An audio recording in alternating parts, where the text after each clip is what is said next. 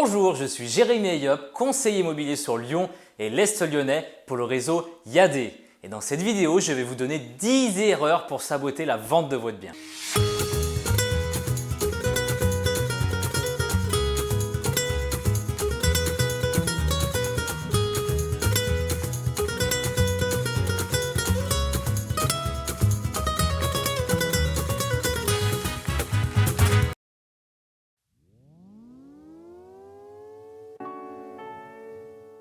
Même s'il y a des transactions 365 jours par an, il faut savoir que le marché est saisonnier.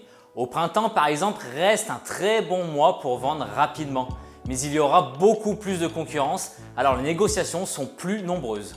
En été, il y a forcément moins d'acheteurs. Une grande partie de la France est en vacances. Cependant, c'est à cette période que vous trouverez les acheteurs les plus sérieux.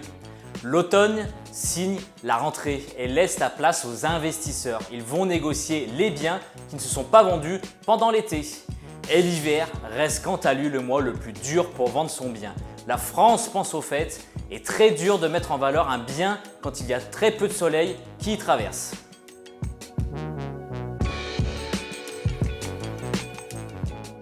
Il est très important de rendre votre maison neutre. Enlevez tous vos objets personnels et laissez ce qui est neutre. Plus votre maison sera neutre, plus vite l'acquéreur pourra se projeter dans votre domicile. Faites également de petits travaux. Généralement, ce sont toutes ces petites choses que vous repoussez au lendemain. Vous vendez votre maison, alors faites tout de suite ces petites choses. Vous en mettrez plein les yeux à vos visiteurs. Une dernière chose, il faut aussi que votre domicile soit propre. C'est très délicat pour le visiteur de visiter une maison pas propre et pas rangée.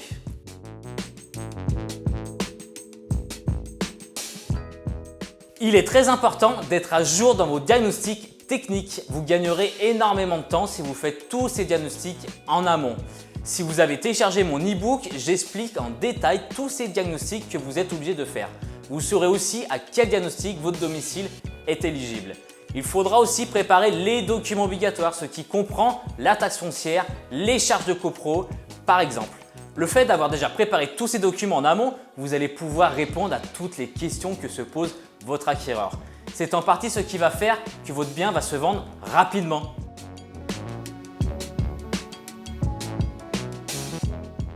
Si vous pensez avoir une très bonne estimation sur un site internet, détrompez-vous. Vous partez généralement avec une balle dans le pied. Soit cette estimation sera trop faible par rapport au point fort de votre domicile ou l'estimation sera trop élevée. Alors là, vous risquez d'attendre un moment avant de voir un acheteur sérieux qui sonne à votre porte. Alors écoutez bien, c'est la chose la plus importante pour vendre votre bien. Alors ne négligez pas cette étape et passez par un conseiller immobilier.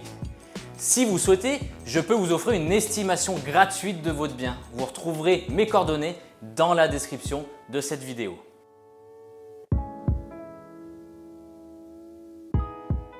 Si votre annonce est mal rédigée, vous risquez de perdre du temps. Cette annonce doit être réfléchie et doit surtout donner envie.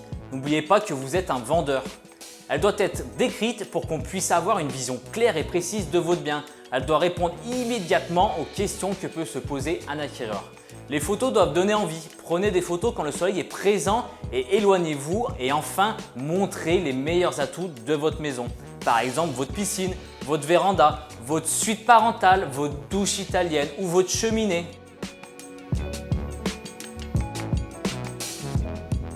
Si vous avez bien suivi mes conseils sur l'estimation, vous ne devrez pas augmenter le prix, mais plutôt le descendre s'il le faut et c'est beaucoup mieux dans ce sens. Je pense que tout le monde réagit pareil. Demain, si vous voyez l'aspirateur de vos rêves à 300 € et que le lendemain, quand vous souhaitez le réserver, il a augmenté de 100 €, je pense qu'il vaut mieux aller voir ailleurs. C'est exactement pareil dans l'immobilier. Alors s'il vous plaît, ne faites pas ce genre de bêtises.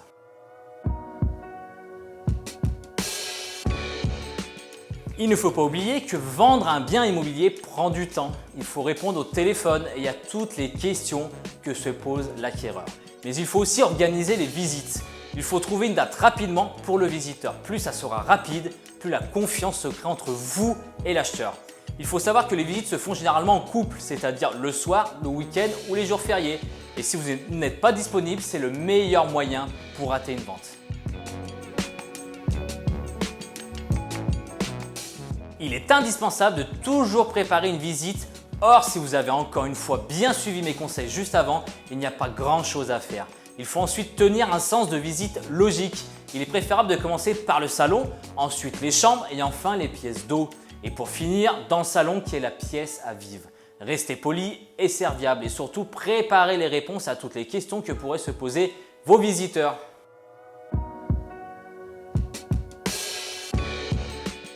Alors cette étape ne devrait pas être présente si vous avez encore une fois bien évalué votre bien. À savoir que le prix qui doit être mis sur l'annonce comprend toujours une marge de négociation. La négociation fait partie du jeu dans l'immobilier. Alors vous allez me dire, c'est faux, mon voisin il a vendu au prix. Alors oui, il y a forcément des exceptions, c'est souvent les biens les plus demandés qui échappent à la règle. Ils auront une offre au prix, donc aucune négociation possible. Mais dites-vous que si votre acheteur veut négocier, c'est qu'il est intéressé. Maintenant, il ne faut pas le lâcher, alors trouvez un arrangement entre vous deux.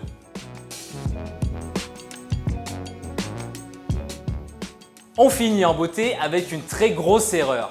Même si en tant que vendeur, il est très difficile de demander la solvabilité de votre acheteur par rapport à un conseiller immobilier.